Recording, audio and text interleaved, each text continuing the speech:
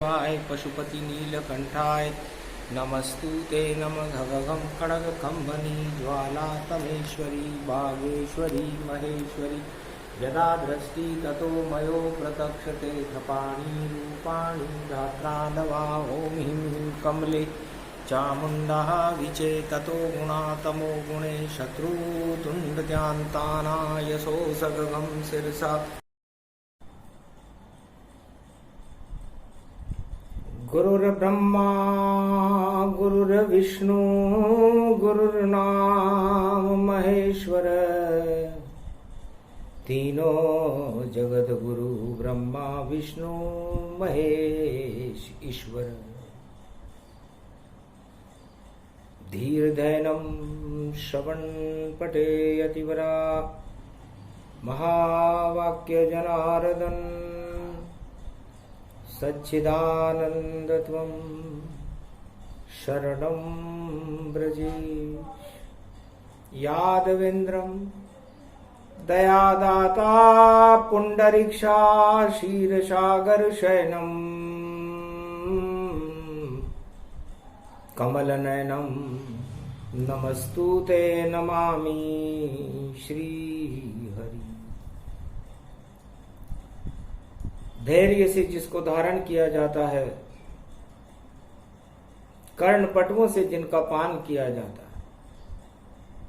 ऐसे सच्चिदानंद भगवान श्री यादवेंद्र सरकार को मैं नित्य ही चिंतन करता हूँ, नमन करता हूँ। जिनको नमन करने से मंगल आदि मंगल तो हो ही जाते हैं, साथ ही में बहुत बड़ा बल मिलता है मनुष्यों।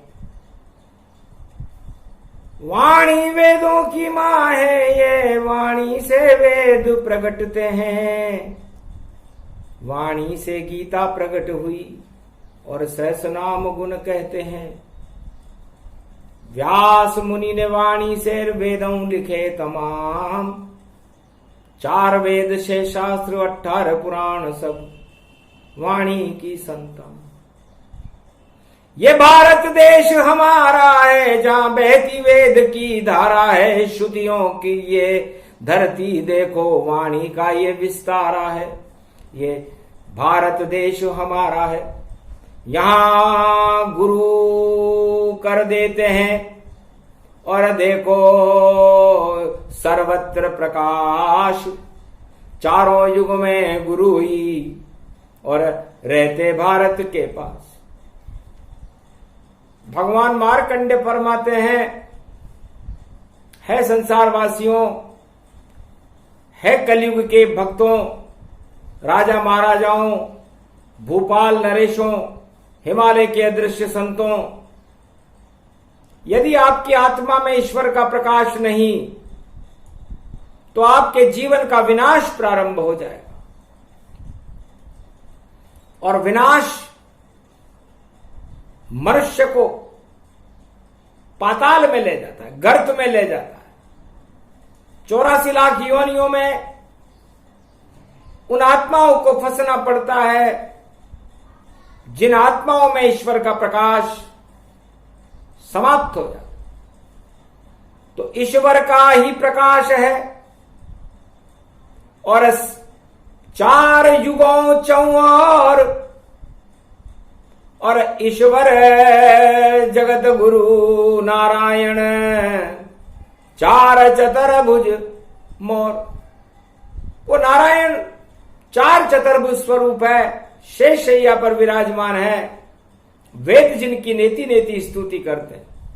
शांताकारं भुजंग शयनम नाभि कमल व्यापकम घंटा ध्वनि च नारद गरुड़ पंक विहारणम चक्र सुदर्शनम सर्वशक्ति दायकम वरदायकम सुखदायकम मंगलदायकम शांतम शांतम शांतम शांत स्वरूप निर्लेप जीवन मुक्त विष्णु नमामयम्। भगवान मार्कंडे कहते हैं कि हमारे जीवन में शांति का होना ईश्वर बल का होना है। आत्मा का बल शांति है और आत्मा को निर्बल ये भोग बना देते हैं, ये अंधकार। तो भोगों का ही सब अंधकार। और जब कलयुग में छा जाता है तब मानवता मर जाती है और दानवता विनाश प्रगटाता है। तो सदी 21वीं से पहले ही देखो आया विनाश। भोगों में सब फंसे हुए हैं और नहीं यहां पे प्रकाश। प्रकाश तो नजर ही नहीं आता। अंधकार में बैठा है जग और निशाचरों का वास रहे और सारे निशाचर अंधकार में, और देखो कैसे प्रकाश करें। तो सारा जगत कलयुग में निशाचर नीति का भोग कर रहा। प्रकाशहीन है इस समय सारा जगत और हमें प्रकाश की जरूरत है। और प्रकाश अवतार को कहते हैं, ईश्वर शक्ति को कहते हैं। कितना भी अंधकार हो, यदि आप उसमें रोशनी की एक किरण डालोगे तो वो अंधकार चाहे वो अरबों वर्षों से हो, एक पल में समाप्त हो जाता है। तो ईश्वर शक्ति रोशनी का काम करती है और हमें सूर्य और चंद्रमा जैसा प्रकाश, जैसे सूर्य वंश में राम जी थे और चंद्र वंश में कृष्ण भगवान थे, सारे संसार को, सारे भारत को दिखा रहा है। वही योग अब आ गया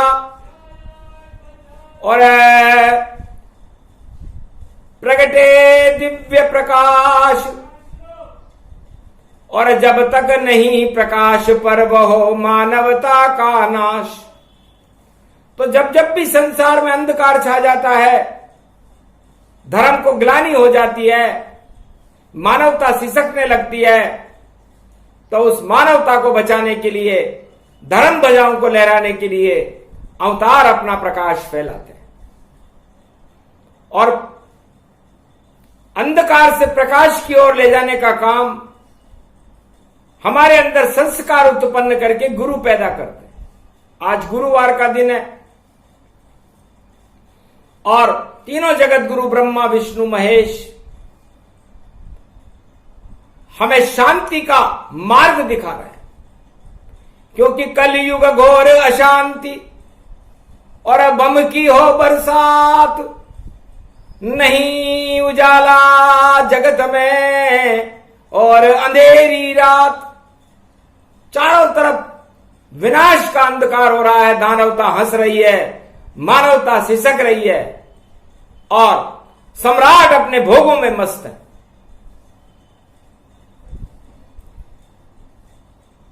जो सम्राट मस्त हो भोगा और देखो अशुभ बन गया योगा। तो ये सारे योग हमें अशुभता की ओर ले जा रहे हैं, अंधकार की ओर ले जा रहे हैं। हमें प्रकाश में ले जाने वाला इस संसार में कोई गुरु नजर नहीं आ रहा। और गुरु और ज्ञान न हो तो सारे संसार में अंधकार फैल जाता है। चारों युगों में गुरुओं का गौरव स्थापित है। बड़े बड़े गुरु हर धर्म में होते हैं और भारत में सभी धर्मों के गुलाब खिलते हैं और उनकी खुशबू उड़ती रहती है। 24 अवतार सनातन धर्म में और सदा इस जगत की रक्षा करते हैं। और 24 तीर्थंकर जैन धर्म में जो शांति का संदेश भी देते हैं। और 10 गुरु जो सिख धर्म में है वह भी अमृत का पान करवाते हैं, अमृत का पान करवाते हैं। और खालिस धर्म और गुरु वाणी का पावन संदेश सुनाते हैं।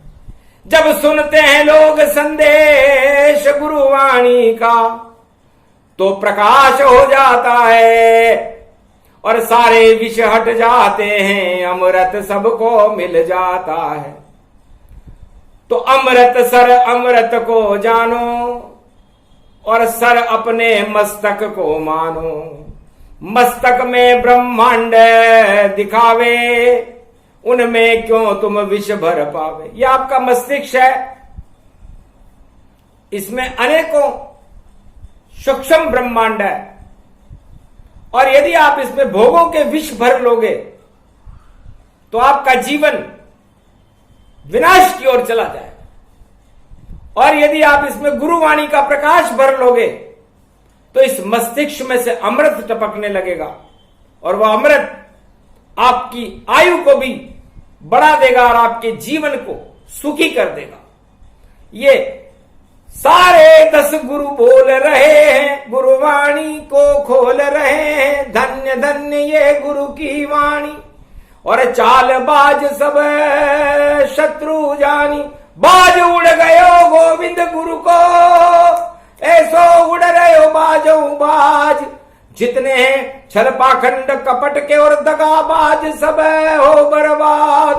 गुरु की वाणी बोल रही है और तेगा खटक खटक तब गाय, और गुरु तेग बहादुर की शक्ति है, तेगा उसमें खड़का जाए। जय जय जय जगदम्ब भवानी, वैष्णव देवी रयो मनाए। अरे राज खालसा होएगा भाई, खालिस दूध समान दिखाए। ईश्वर ही वह सत्य रूप है, गुरुवाणी तन बोले पाए। सबसे बड़ा ये धर्म ग्रंथ है, वाणी से गुरु ने प्रगटाए। गुरु नानक ने ज्ञान दिया तो मस्तक उस पर रहो झुकाए। जो भी सुने ये गुरुवाणी तो अंधकार सारो हट जाए और प्रकाश की शक्ति फैले, अमृत सबको ही मिल जाए। क्यों करते विषपान जगत में, क्यों नहीं अमृत पीते जाए। तेग बहादुर बोल रहे हैं, महाशक्ति दर्शन गति पाए।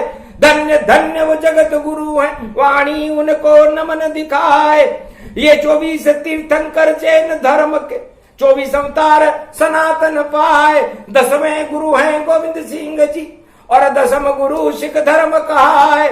सारे धर्म में है पैगंबर, कोई मोहन मोहम्मद कहलाए और कोई यीशु मसीह, कोई सुकरात और कोई शक्ति, सभी प्रगटाए। सारे धर्म एक ही जानो, अमृत उनको मानो जाए। और शांति से सब रहो भाईचारे में और आपस में गले मिल तन पाए। क्यों करते हो विरोध दूसरे का, सारे धर्म श्रेष्ठ हैं भाई।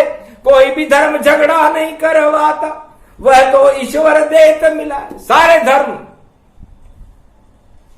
संसार में कहीं भी हो ईश्वर से मिलने का रास्ता बताते हैं और जितनी भी दानव शक्तियां हैं वो संघर्ष का रास्ता बताती है।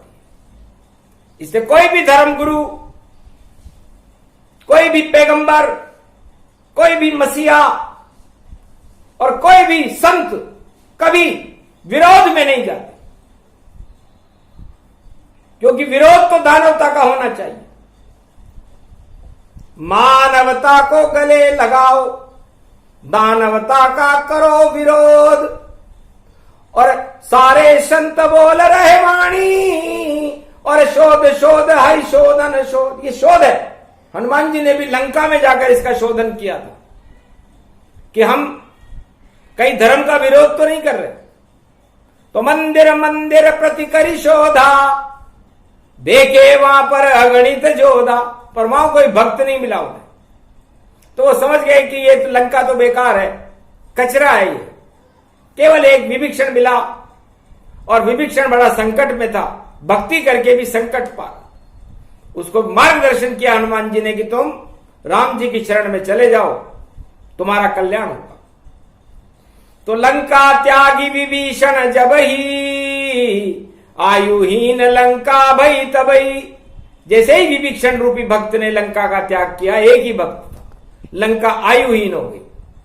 तो उसी तरह सारे संसार के धर्म गुरु और उनके पैगंबर और मसीहा ये धर्म में विरोध की बात न करके धर्म को एकता सूत्र में पिरोने की बात करनी चाहिए।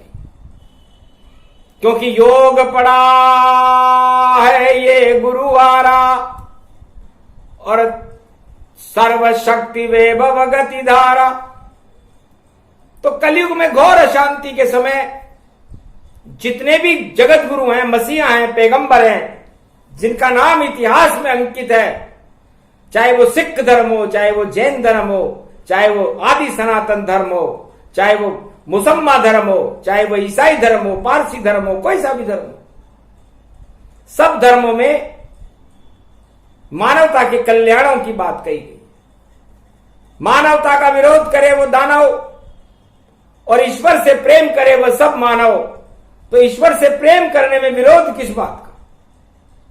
परहित सरिस धर्म नहीं भाई, पर पीड़ा सम नहीं अधमाई। तो भारत में 2022 में जो योग पढ़ रहे हैं उसमें अशांति का बोलबाला है। उस अशांति के चंडी चक्र को हटा करके हमें शांति का बोलबाला करना है। इसलिए सारे भारतवासियों को चाहिए संकल्प करें वो आज गुरुवार का दिन है कि मैं अपने धर्म के गुरु की शपथ लेकर ये प्रतिज्ञा करता हूं कि मैं धर्म की रक्षा करने के लिए कभी किसी को नीचा नहीं दिखाऊंगा और शांति बल को अपने अंदर स्थापित करके और संपूर्ण भारत के अंदर मैं मां भारत की सभी परिस्थितियों का त्याग करके भारत में शांति की स्थापना करूंगा और गौरव, भारत के गौरव को बढ़ाऊंगा, तिरंगे की शान को बढ़ाऊंगा, भारत माता की शान को बढ़ाऊंगा। ये प्रतिज्ञा करें, न कि हम तू छोटा और मैं बड़ा, तू ये धर्म और मैं ये धर्म। इससे महाभारत होता है और महाभारत से उस देश का पतन हो जाता है।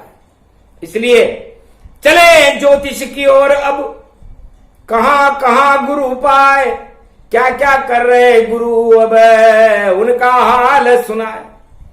तो सारे संसार में गुरुत्वाकर्षण तो हमें नजर ही नहीं आता। भोगों के प्रति गुरुत्वाकर्षण है कलयुग में इस समय, सत्ता के प्रति गुरुत्वाकर्षण है, ईर्ष्या के प्रति गुरुत्वाकर्षण है, छल कपट चोरी पाखंड रिश्वत दानवतावाद के प्रति गुरुत्वाकर्षण। लेकिन ईश्वर के प्रति गुरुत्वाकर्षण है ही नहीं। और समस्त शक्तियों में जो विनाश की बदलियां उठ रही है उसका कारण है कि हमें भोग की वस्तुएं चाहिए। यदि वो न मिले तो विरोध होगा, हमें सत्ता न मिले तो विरोध करेंगे, हमें भोग न मिले तो विरोध करेंगे। तो ये विरोध राजनीति में हो सकता है, सत्ता के लिए हो सकता है, भोगों के लिए हो सकता है, लेकिन ईश्वर को प्राप्त करने के लिए किसी भी धर्म में कोई विरोध नहीं है।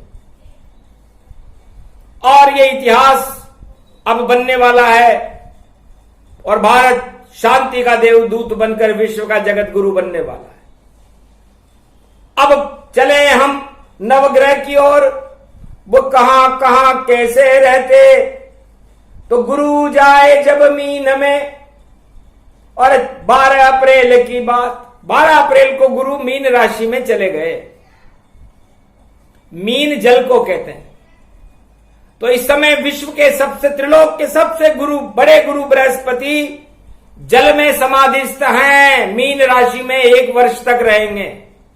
क्या संकेत देते हैं सभी जगत गुरुओं को, भारत के आदर्श संतों को, हिमालय के संतों को और भारत के सभी जगत गुरुओं को भगवान बृहस्पति कह रहे हैं कि मेरी तरह शांत हो जाओ, क्योंकि मैं खुद मीन राशि में बैठ करके और जल में समाधिस्थ हूं।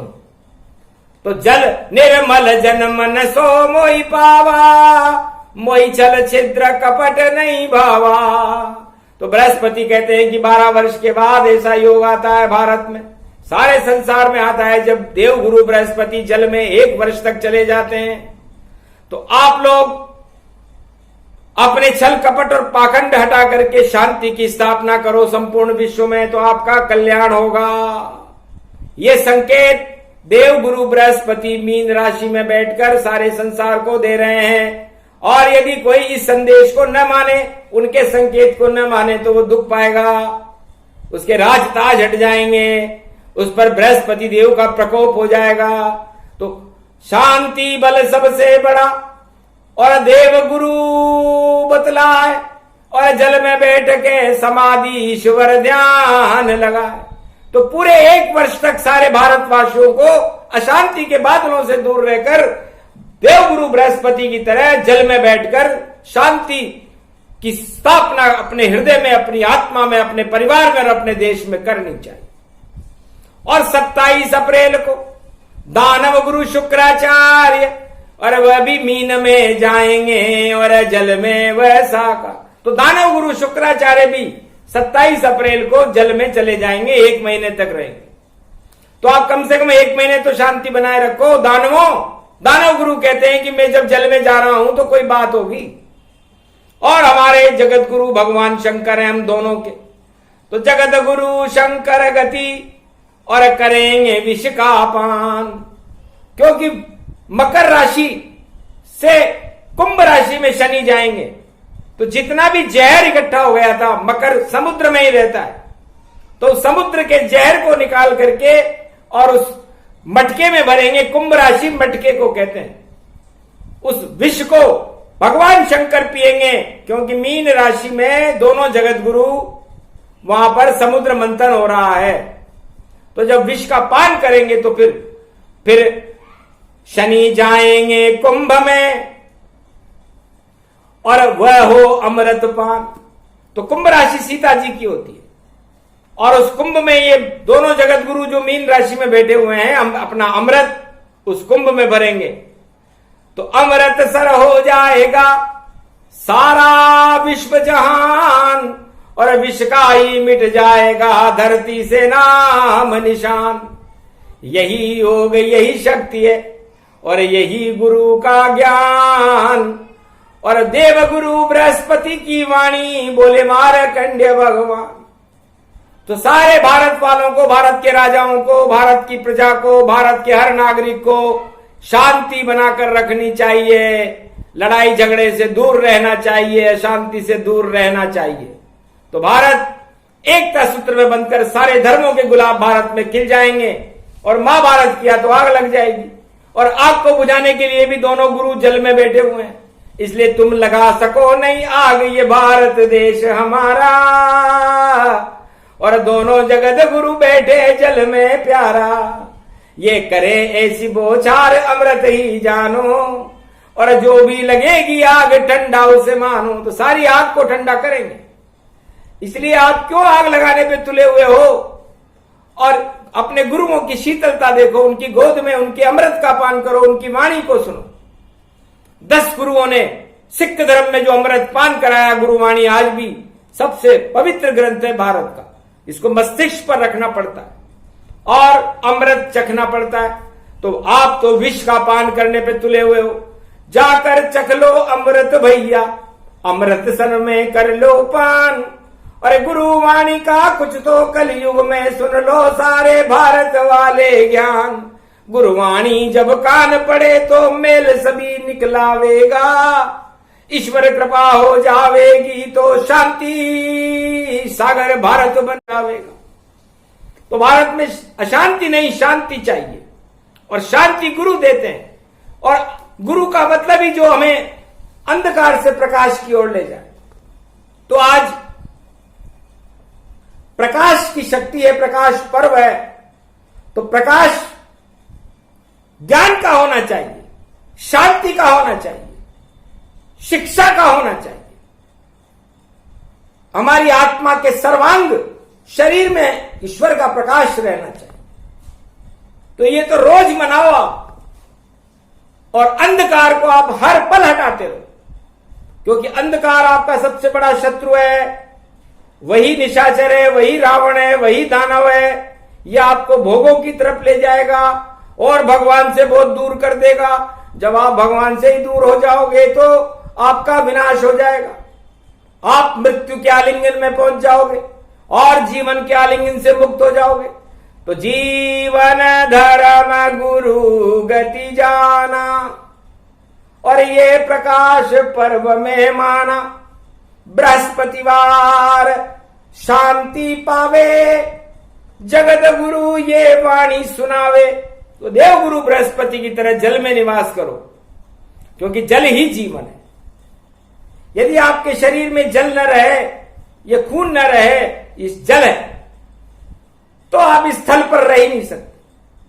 जब आपके शरीर में जल न रहेगा तो आप इस स्थल पर नहीं रह सकोगे, और जब थल पर नहीं रह सकोगे तो फिर आप नभ में चले जाओगे या पाताल में चले जाओगे। दो ही रास्ते हैं। तो नभ में तो जब जाओगे जब आप नारायण और भगवान का भजन करोगे, नभ, तब आकाश में जाओगे।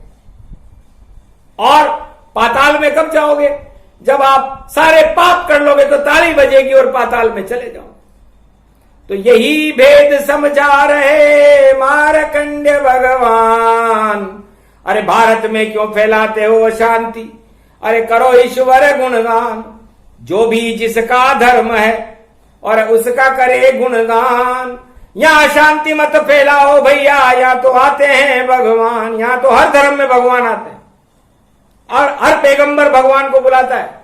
कोई रामायण से बुलाता है, कोई गीता से बुलाता है, कोई श्रीमद् भागवत से बुलाता है, कोई कुरान से बुलाता है, कोई गुरुवाणी से बुलाता है, कोई नमोकारा मंत्र से बुलाता है, कोई बाइबल से बुलाता है, लेकिन बुलाता तो ईश्वर को ही है। तो ईश्वर के बुलाने में किस चीज का विरोध है? ईश्वर को बुलाना कोई पाप नहीं है। जिस धर्म में उसका जन्म है वो अपने धर्म के अनुसार भगवान को भारत में बुला सकता है। उसका विरोध क्यों? उसका तो सम्मान होना चाहिए कि धन्य है वो व्यक्ति जो भगवान को तो बुला रहा है, किसी शैतान को तो नहीं बुला रहा। तो शैतान है सारी दानवता, और शैतान अंधेरा होता है, और शैतान तो फिरते निश्चर में, वो निशाचरण ही होता है। तो निशाचरों को रात पसंद है, चोर उचक्के जान। जितने भी शैतान है वो करे रात में काम। तो चोर उचक्कों को चांदनी अच्छी नहीं लगती, उनको तो रात अच्छी लगती है। और चांदनी भगवान कृष्ण की होती है और सूर्य का प्रकाश राम का होता है। तो भारत राम और कृष्ण का देश है। और यहां पर देव गुरु बृहस्पति, ब्रह्मा विष्णु महेश जैसे गुरु बैठते हैं। और गुरुओं का कर्तव्य है कि वो अपने धर्म के शिष्यों को मार्गदर्शन करें, और मार्गदर्शन करके भारत में शांति को बनाकर में अपना योगदान दें। तो आप गुरु हो। चंदा धंधा पंदा के लिए यदि आप गुरु बन बैठे हो तो किसी काम के गुरु नहीं, बस अपने आश्रम में लेटे हो। तो ऐसे काम नहीं चलेगा, ऐसे गुरु बनना है। अरे शिक्षा देव सब शांति की, और धर्म ध्वजा लहरा है भारत की रक्षा के लिए, और भारत में शांति के लिए ईश्वर से प्रार्थनाएं करो। अपने शिष्यों का मार्गदर्शन करो, अशांति से उनको दूर करके शांति के मार्ग पर चलना सिखाओ। ईश्वर कैसे मिलते हैं ये उनको सिखाओ। ये गुरु का धर्म है, न कि कोई राजनीति करो कि माला पहनने चले गए तुम सत्ता वालों के पास, और सत्ता वाले खड़े हुए हैं, आओ गुरुजी प्रकाश। ऐसा नहीं। सत्ता से गुरु बहुत दूर रहते हैं। गुरु वशिष्ठ से पूछो, गुरु द्रोणाचार्य से पूछो, ये सत्ता के पास कभी नहीं गए। सत्ता इनके पास जाती थी, तो वह थे सत्य गुरु। और आज सारे गुरु सत्ता के पास जाते हैं और सत्ता से माला पहनते हैं, तो ये गुरु नहीं। उल्टा नाम और उल्टा काम, भाई ये कलयुग में ही होता है। जब गुरु जाता सत्ता के संग में तो सारा जगत ही रोता है। तो जितने गुरु विश्व में कभी जाए न सत्ता के पास, सत्ता को तो दंड दो और करो धर्म का आवाज। उन्हें धर्म सिखाओ। परशुराम गुरु थे, उन्होंने परसे से 21 बार भारत के राजाओं को अपना आचरण सिखाया था कि तुम प्रजा का कल्याण करने के लिए काम करो, नहीं तो ये परसा मेरे पास है। और दंडी स्वामी कहलाते थे, और सारे राजाओं को दंड दे करके उन्होंने यज्ञोपवीत धारण करा करके ब्राह्मण बना दिया था सारे राजाओं को। राम जी भी ब्राह्मण हो गए थे, दशरथ के यहां पैदा हुए थे राजा राम। तो सोचो, क्षत्रिय सारे उनके पाप ही क्षय कर दिए। वो त्रय गुरु ब्रह्मा विष्णु महेश और परशुराम है, और 3 तारीख को आ रहे। तीनों गुरुओं की शक्ति उनके पास है। इसलिए गुरु कोई बड़ी शक्ति होती है, गुरु ही सब कुछ है। गुरु से गौरव बनता है। ओंकार शब्द की ग विद्याओं का प्रखंड है गुरु, जो गणेश का पहला शब्द है, उसमें ओंकार और रू मिलाने के बाद गौरव बन जाता है। और जिस भक्त को, जिस शिष्य को जिस बात से गौरव मिल जाए तो उस गुरु की कृपा हो जाती है। और जगत गुरु तो भगवान शंकर है, भगवान कृष्ण है। तो आप इनकी शरण रहो, गीता का ज्ञान सीखो, रामायण का पाठ सीखो और भारत को विश्व का जगत गुरु बनाओ, तो आनंद आएगा। क्या रखा है झगड़े पगड़े तगड़े तगड़े, इनको देव हटाए। अरे प्रकाश फैला दो सारे भारत में, जो गुरु पर्व कहलाए। तो गुरु का प्रकाश, ईश्वर का प्रकाश हर भारतीय का कर्तव्य है कि वो भारत में फैलाए। हर राजा का कर्तव्य है, हर गुरु का कर्तव्य है, हर प्रजा का कर्तव्य है कि हमारे को जो शिक्षा हमारे गुरुओं ने दी, हमारे ग्रंथों ने दी, भागवत ने दी, रामायण ने दी, गीता ने दी, उनको हम सारे संसार में और हमारे आचरणों में फैलाए। ये ज्ञान गुरु व्यापक जाना और योग प्रकट बल इसमें माना, तो सर्वत्र शांति होएगी, विश्व युद्ध नहीं होए और सारी जंग धरी रहेगी। और अब तो गुरु जल में हो, तो गुरु जल में जानते हैं तो शांति हो जाती है। ये शांति का संदेश मार्कंड ने, देवगुरु बृहस्पति जब जल में प्रवेश कर रहे हैं 12 अप्रैल को कर गए और 27 अप्रैल को शुक्र जो दानव गुरु है वो भी प्रवेश करेंगे। तो उसके बाद देवासुर संग्राम में शांति हो जाएगी और शांति ही मानवता का विकास करती है, मानवता का प्रकाश है, ईश्वर की शक्ति है, ईश्वर का बल है। इसलिए ये ईश्वर का बल, ये चंडी चक्र आपको मार्कंडेय ने प्रदान किया। इस प्रसंग को जो सुने और गुरु ज्ञान प्रसंग, जिसका जैसा धर्म है वैसे उसमें रंग। रामायण गीता सुनो और करो शांति ताय, नहीं अशांति फैलाओ तुम तो भारत शांत हो ही जाए। तो भारत में तो चारों युगों में शांति रहे तो भारत सुखी रहता है और अशांति हो तो दुखी रहता है, और अशांति हम ही फैलाते हैं। इसलिए हम अशांति से दूर रहें, शांति के पास रहें और हम अपने अपने गुरुओं की बात को मान करके भारत को विश्व का जगत गुरु बनाएं। ये मार्कंडे चाहते हैं और जगत गुरु बृहस्पति देव गुरु का आशीर्वाद है कि जाओ ऐसा ही होगा। तो 21वीं शताब्दी में भारत विश्व का जगत गुरु होगा और ब्रह्मा विष्णु महेश तीनों गुरु कल के अवतार के साथ खड़े रह करके भारत की रक्षा करेंगे और संपूर्ण विश्व में शांति का संदेश देंगे। ये शांति का संदेश प्रकाश पर्व पर भगवान मार्कंडे ने संपूर्ण भारत और विश्व की रक्षा करने के लिए सुनाया। इस प्रसंग के सुनने के बाद संपूर्ण विश्व में शांति की लहरें चलने लग जाती है। बोलो जय देवगुरु बृहस्पति, जय श्री कृष्ण, जय मार्कंडे भगवान की, सभी धर्मों के मसीहाओं की जय। बोलो मार्कंडे भगवान की जय, कैलाशपति भोलेनाथ की जय, आज के आनंद की जय।